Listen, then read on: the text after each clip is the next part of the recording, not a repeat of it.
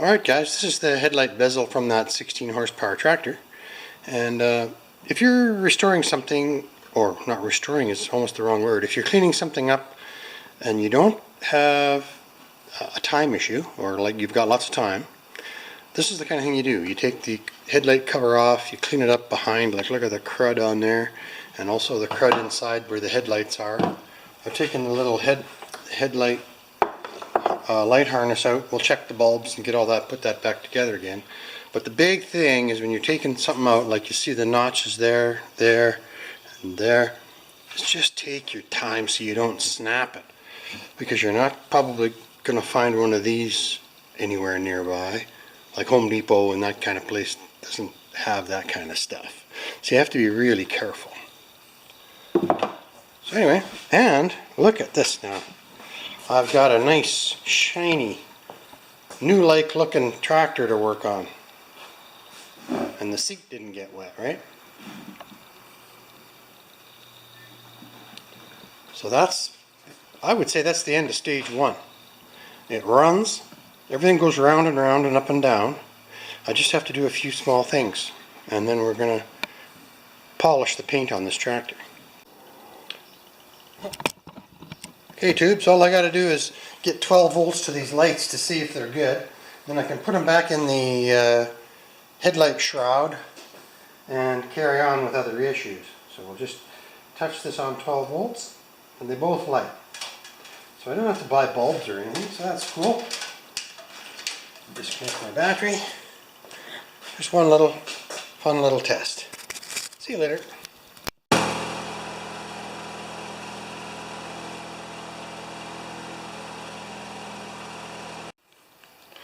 Okay, the next is the choke adjustment.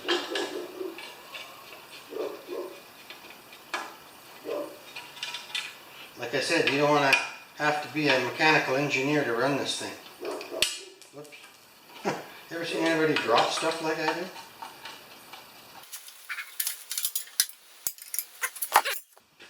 So now you can see this choke is very lazy. In fact, really lazy. So I'll show you the mechanism and what we're going to do.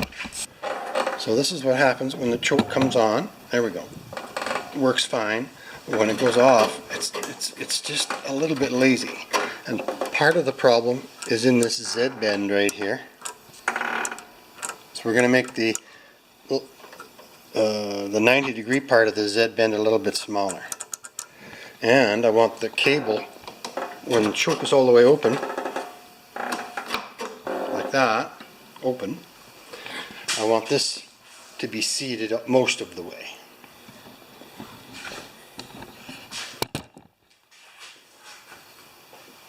So the first thing we're going to do is disconnect.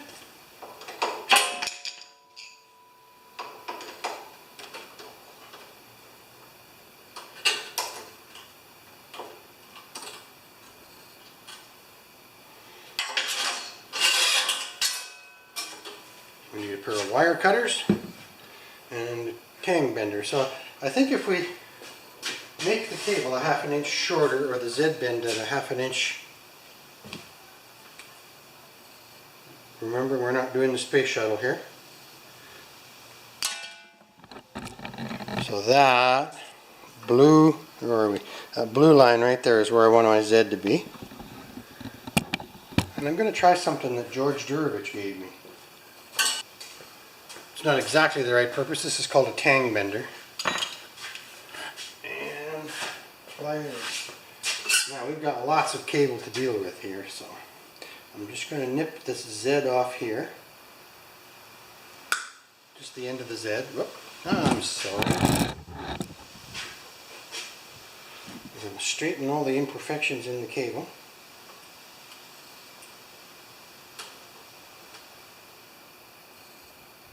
You've got enough to make 4 or 5 mistakes here, right?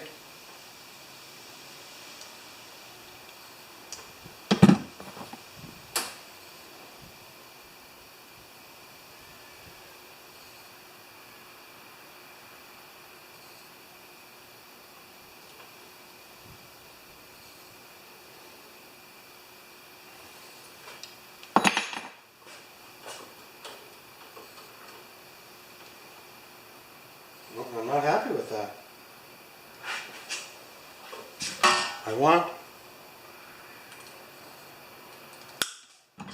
the cable relaxed.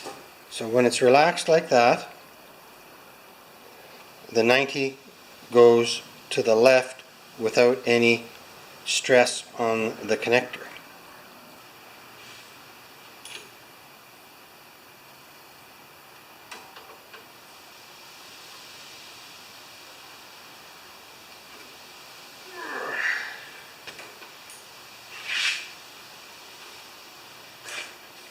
Okay, and then with a real small pair of needle nails,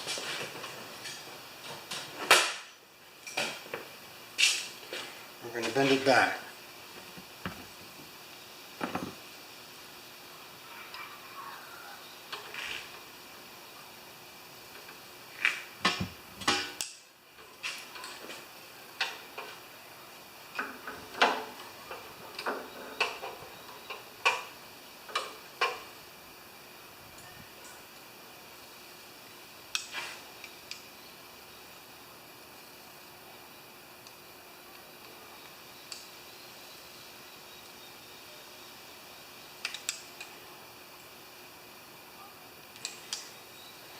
There, that's pretty good.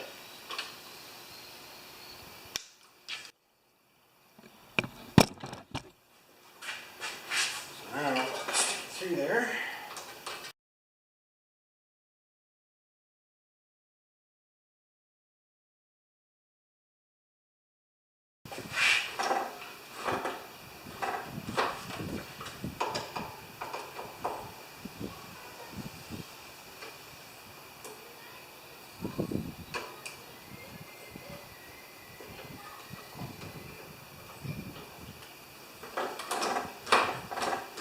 Okay.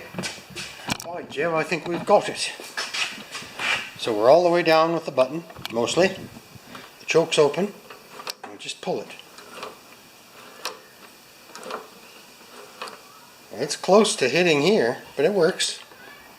And I think that's good. There's no binding. All right, let's see how that works.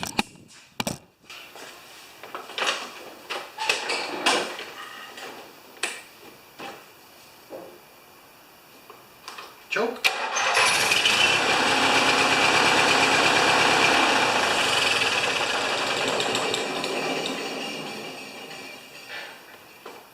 Good. Okay. So now I'm just going to stick a little bit of speedometer grease on that cable.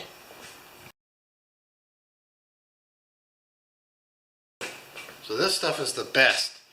It's speedometer grease. It doesn't get stiff. It's like snowmobile grease, but even better.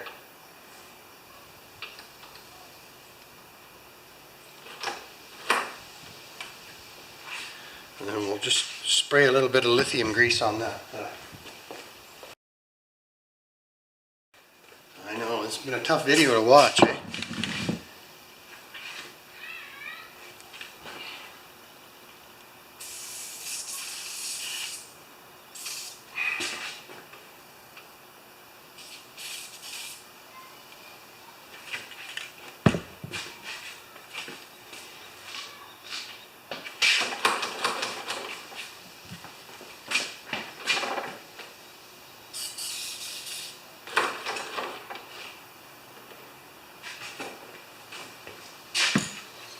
Good.